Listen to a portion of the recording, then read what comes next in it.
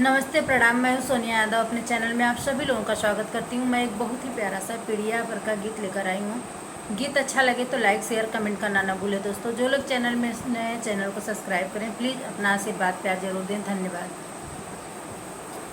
जेवना बनाई हम चढ़ली अटरिया, खोला हो राजना आपन दिहली जंजीरिया, खोला हो राजना आपन दिहली जंजीरिया, खोला हो राजना कैसे का खोली धनिया दिहली जंजीरिया, हमारे साथे ना एक मालिनी छोकरिया, हमारे साथे ना एक मालिनी छोकरिया, हमारे साथे ना गेड़ुआ भराई हम चढ़ली अटरिया, खोला हो राजना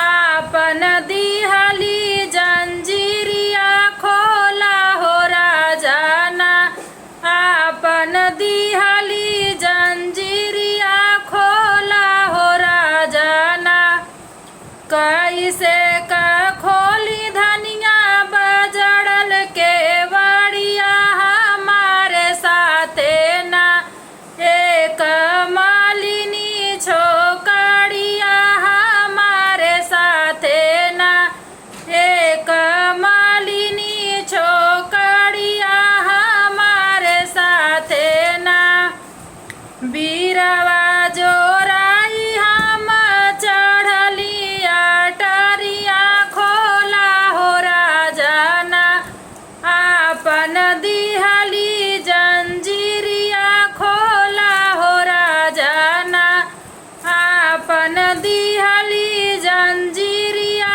खोला हो राजना कैसे का खोली धनिया बजड़ल के बड़िया, हमारे साथे ना एक मालिनी छोकरिया, हमारे साथे ना एक मालिनी छोकरिया, हमारे साथे ना सेजिया